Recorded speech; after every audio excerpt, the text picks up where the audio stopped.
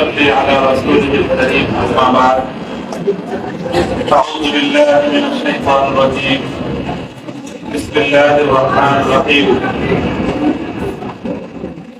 قال يا أبت هذا تأويل رؤياي من قبل قد جعلها ربي حقا وقد أحسن بي إذ أخرجني من السجن صدق الله العظيم আলাইকুম রহমতুল্লাহি আবরাকাতু।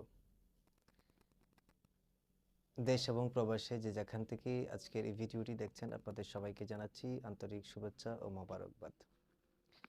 সম্মানিত দর্শক, আপনারা আসলে ইতিমধ্যে অবগত আছেন যে আমাদের বাংলাদেশের একজন জনপ্রিয় শীর্ষস্থানের একজন আলেম হজরতুল আল্লাম হযরত মাওলানা আল্লামা মামুনুল হক সাহেব দামাত বরকাতুহুমুল আলিয়া হজরত ৩ বছর ১২ দিনের মতো তিনি আসলে কারাগারে জীবনযাপন করেছেন। তো সেখান থেকে আল্লাহ তাবারক ওয়া তাআলা মেহেরবানিতে তিনি আসলে আবারও মুক্ত বাতাসে ফিরে আসছেন এই মুসলিম উম্মার কাছে। তো আসলে আজকের ভিডিওটা মূলত হযরতুল আল্লাম হযরত মাওলানা শাইখুল হাদিস ইবনে শাইখুল হাদিস মাওলানা মামুনুল হক সাহেব দামাত বরকাতুহুমুল আলিয়া হজরতকে নিয়ে। তো যারা হজরতের শুভাকাঙ্ক্ষী বা যারা হজরতকে ভালোবাসেন, আমি বলবো অবশ্যই আপনি পুরো ভিডিওটি দেখবেন, না টেনে সম্পূর্ণ ভিডিওটি দেখবেন। আর সম্পূর্ণ ভিডিওটি দেখার জন্য আপনাকে অত্যন্ত বিনয়ের সহিত অনুরোধ জানাচ্ছি। সেই সাথে পুরো ভিডিওটি যদি আপনি দেখেন তাহলে আল্লামা মামুনুল হক সাহেব ঠিক জেল থেকে বের হওয়ার পরই তিনি দেশের শীর্ষস্থানীয় হক্কানি উলামায়ে কেরামদেরকে নিয়ে তিনি আসলে কি আলোচনা করেছেন, এই বিষয়গুলো ইনশাআল্লাহ আপনারা আজকের এই ভিডিওর মধ্যে দেখতে পাবেন। তো ইনশাআল্লাহ সবাই সাথেই থাকুন।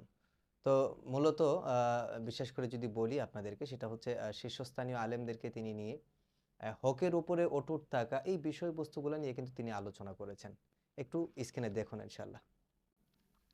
আছে স্ক্রিনে। أحمد الله تعالى ونصلي على رسوله الكريم أما بعد أعوذ بالله من الشيطان الرجيم بسم الله الرحمن الرحيم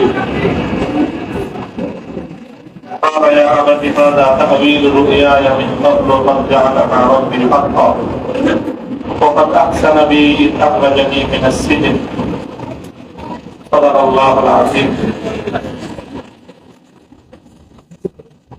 কথা আসলে আমি এই মুহূর্তে যত কম বলবো আমার অনেক মেয়ে এবং যারা এই দীর্ঘ ৩ বছরের যারা যন্ত্রণা যারা এই দুঃখ দুর্দশা যাতাকল থেকে মুক্ত করার জন্য অহর্নিশ ছুটেছেন, তারা তাদের সাধ্যের সবটুকু ব্যয় করে যে আজকে জামিন হওয়ার কথা। হিসাবের মতো মানুষ একজনের বাড়িতে গিয়ে মাত্র ১৫ ঘন্টা তারা কাছে দেখা করার সুযোগ পায় না।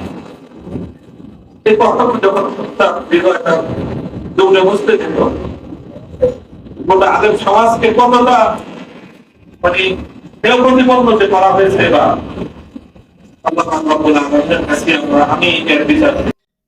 প্রিয় দর্শক, শুধু এটাই নয়, এখানেই শেষ নয়। যদি আরেকটু বিশেষ অংশ যদি আপনাদেরকে একটু দেখানোর চেষ্টা করি, সেটা হচ্ছে ঠিক আল্লামা মামুনুল হক সাহেব কিন্তু আসলে যখন বক্তৃতা তিনি দিচ্ছেন, তখনই কিন্তু বক্তৃতার মধ্য দিয়েও কিন্তু তিনি হকের যে ঝান্ডা বা হকের যে একটি আওয়াজ, বাতিলের কাছে মাথা নত না করা এবং হকের পথে অটুট এবং অবিচল থাকা, এই বিষয়গুলোও কিন্তু মূলত হক্কানি উলামায়ে কেরামের সামনে তিনি প্রেজেন্টেশন করেছেন এবং উপস্থাপনা করেছেন। সেই সাথে হজরতকে দেখে আসলে খুবই ক্লান্ত লগ্নে মনে ছিল যে আসলে হজরত অনেকটা দীর্ঘদিন সুদীর্ঘ প্রায় ৩ বছর ১২ দিনের মতো তিনি কারাভোগ করেন। তো এখানে আসলে অনেক গোলা দিন এখানে কেটে যায় হজরতের, বিশেষ করে যিনি হাদিসের দরজ দিয়ে থাকেন, যিনি হাদিসের দরজ দিয়ে থাকেন, এজন্য আসলে ওনার নামের আগে কিন্তু যেহেতু ওনার বাবা নানা থেকে শুরু করে আসলে সবাই কিন্তু শাইখুল হাদিস, তো সেই জায়গা থেকেই কিন্তু মূলত শাইখুল হাদিস ইবনে শাইখুল হাদিস ওনাকে বলা হয়। তো বেসিক্যালি আমরা যদি একটু দেখি, হযরত কিন্তু যখন দেখবেন আপনারা, আমি একটু সময়ের মধ্যে ইনশাআল্লাহ ফুটেজটা আপনাদের সামনে আবার একটু শেয়ার করতেছি। এখানে দেখবেন যে আল্লামা মামুনুল হক সাহেব যখন তিনি কথা বলছিলেন, হুম? তিনি যখন আসলে এই বিষয়গুলো নিয়ে কথা বলছিলেন, তখনও কিন্তু তিনি হকের কথাগুলাই কিন্তু বারবার বলে আসছিলেন যে, যদি এতে আমার জীবনও চলে যায় কিংবা যদি আমাকে ফাঁসির কাষ্ঠেও ঝোলানি হয়, এটলিস্ট তিনি এটাই বুঝাইতে চাচ্ছিলেন যে, তারপরেও ইনশাআল্লাহ আমার হকের আওয়াজ কখনো বন্ধ হবে না। বাতিলের বিরুদ্ধে সবসময় আমার হকের আওয়াজ যেরকম উচ্চ কণ্ঠে ছিল, ইনশাআল্লাহ সামনের দিনগুলোতে যতদিন আল্লাহ তাবারক ওয়া তাআলা আমাকে সুস্থতার সাথে নেক হায়াতে আল্লাহ তাআলা বাঁচিয়ে রাখবেন, আমি সর্বোপরি সবসময় আল্লাহর জন্য আমি আমার বলিষ্ঠ কণ্ঠকে ইনশাআল্লাহ আমি বুলন্দ করে দিব। তিনি এটাই বুঝাতে চেয়েছেন।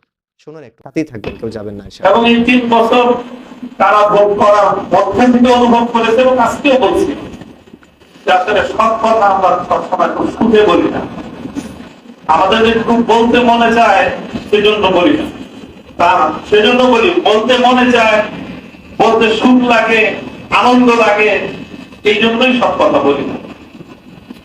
আমি বুঝতেছি যে ব্যাপারে আমার আছে, তবে একটা কথা কি, অনেক সময় মনে হয় এরকম যখন ইসলাম আল্লাহ আল্লাহ রাসূল। শুকরিয়া। যারা এতক্ষণ পর্যন্ত সাথে ছিলেন স্পেশালি ধন্যবাদ। আর বিশেষ করে হচ্ছে যাবেন না, আরো একটা বিশেষ অংশ কিন্তু আপনাদের জন্য রয়ে গেছে। এজন্যই শুরুতেই বলা ছিল যে আসলে আপনারা সম্পূর্ণ ভিডিওটি না দেখে কেউ যাবেন না। তাহলে ভিডিওর মূল ফোকাসের যে অংশটুকু রয়েছে সেটা কিন্তু আপনি মিস করবেন। তো যেটা বলছিলাম যে দেখুন আল্লামা মামুনুল হক সাহেব ইতিমধ্যে কিন্তু এখানে দোয়ার জন্য তিনি আশা করেছেন। দেখেন তিনি দোয়া করতেছেন ইতিমধ্যে। যদি আমি আপনাদেরকে দেখাই, একটু স্ক্রিনে দেখেন তিনি দোয়া করছেন কিন্তু হাত তুলে। এবং সেই সাথে শুধু আল্লামা মামুনুল হক সাহেব একাই নন, উনার সঙ্গে আলহামদুলিল্লাহ শত শত সফর সঙ্গী সহ একসাথে হাত তুলে সবাই মোনাজাতে আল্লাহ তাবারক ওয়া তাআলার কাছে তেনারা মোনাজাত করছেন। মধ্যে আপনারা স্ক্রিনে ভিডিওগুলো দেখতেই পাচ্ছেন। তো দেখুন হযরত মোনাজাতে শেষ করতে না করতেই দেখেন হযরতকে দীর্ঘদিন কারাগারে থাকায় আসলে অনেকেই হযরতের সাথে মুসাফা করা থেকে বিরত ছিলেন, হযরতের সাথে মোলাকাত করা থেকে বিরত ছিলেন। তো আজকে আসলে হযরতকে পাওয়ার পরেই তারা কেমন জানি হয়ে গেলেন। প্রত্যেকটা মানুষই চেষ্টা করছেন সর্বোচ্চটা দিয়ে হযরতের সাথে মুসাফা এবং মোলাকাত করার জন্য। তো যাই হোক সুপ্রিয় দর্শক, আজকের এই ভিডিওতে এই ছিল আমার কাছে আপডেট আপনাদেরকে দেওয়ার মতো। তো ইনশাআল্লাহ সবাই ভালো থাকবেন, সুস্থ থাকবেন এবং ভিডিওটা সবার কাছে শেয়ার করে সবাইকে দেখার সুযোগ করে দিবেন। এই হচ্ছে ভিডিও, যেটা হচ্ছে আল্লামা মামুনুল হক সাহেব প্রথম জেল থেকে বের হওয়ার পরেই দেশের শীর্ষস্থানীয় হক্কানি উলামায়ে কেরামদেরকে নিয়ে, তার ভিতরে একজনের নাম না বললেই নয়, হযরতুল আল্লাম হযরত মাওলানা আল্লামা জুনায়েদ আল হাবিব খতিবে বাঙ্গাল, হযরতুল আল্লাম হযরত মাওলানা আল্লামা জুনায়েদ আল হাবিব সাহেবও ছিলেন। তিনি আসলে সেখানে বেশ আলহামদুলিল্লাহ আল্লামা মামুনুল হক সাহেবের সাথে বেশ সুন্দর করে সময়টা কাটিয়েছেন। তো আসলে হক্কানি উলামায়ে কেরামকে নিয়েই কিন্তু মূলত তিনি জেল থেকে বের হওয়ার পরপরই ঠিক পরের দিনই কিন্তু আসলে তারা সকলেই একসাথে একত্রিত হন এবং সেখানে এই দিনের এই কথাবার্তাগুলো, দিনের আলোচনাগুলো ইনশাআল্লাহ সবার মাঝে ছড়িয়ে দিয়েছেন। তো যাই হোক, এই পর্যন্ত যারা আমার ভিডিও দেখছেন বা যারা আমার সাথে ছিলেন আপনাদেরকে স্পেশালি মোবারকবাদ জানাচ্ছি। সেই সাথে সকলের সুস্থতা কামনা করছি। সবাই ভালো থাকবেন, সুস্থ থাকবেন, শুভকামনা থাকলো আপনাদের জন্য। আসসালামু আলাইকুম ওয়া রাহমাতুল্লাহি ওয়া বারাকাতুহু।